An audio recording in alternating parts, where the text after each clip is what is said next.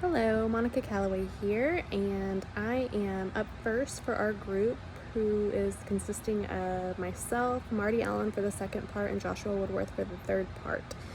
We are including information from Chapter 3 and Chapter 4 of our book, and Chapter 3 has to do with supervisory planning, which is going to help set the scene for our critical incident.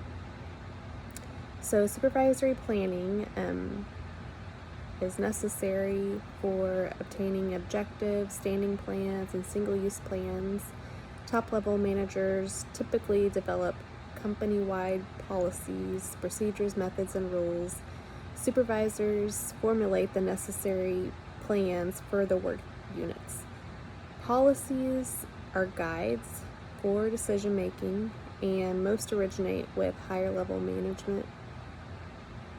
Most employees are familiar with an organization's human resource policies, but they need to be made available to everyone as part of NEO, new employee orientation. A supervisor's primary concern is interpreting, applying, and staying within the policies when making decisions for the department. Policies are more likely to be followed consistently if they are written procedures, like policies or standing plans for achieving objectives. I've noticed in my office, if something is not written down, then it's not going to be followed. But usually if it is written down and it's something that everyone is going to be responsible for following, our supervisors typically pass around the new policy or the policy that everyone needed to be reminded on, and then everyone is required to sign off on it. That way later on when we're doing appraisals, then they have our signature and they know that we were responsible for knowing that information and following it. Typically, procedures specify a sequence of actions that guide employees toward objectives that the supervisor often develops to determine how the work is to be done or how something is going to be managed in the office.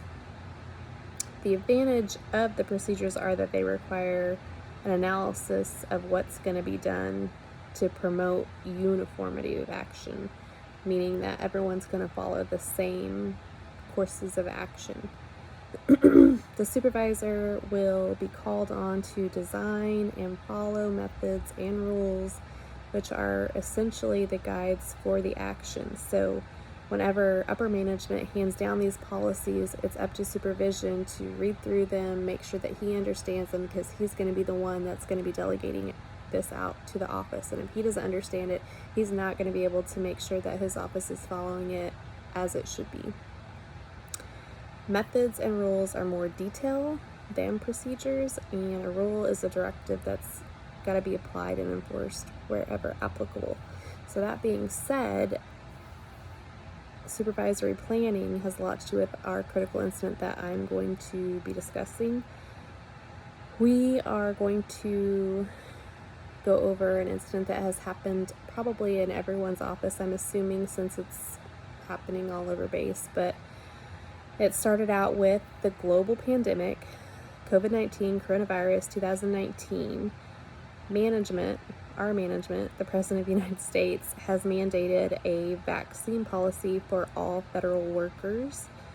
They established a step-by-step plan that was constructed to make sure that all federal workers are vaccinated by 22 November 2021.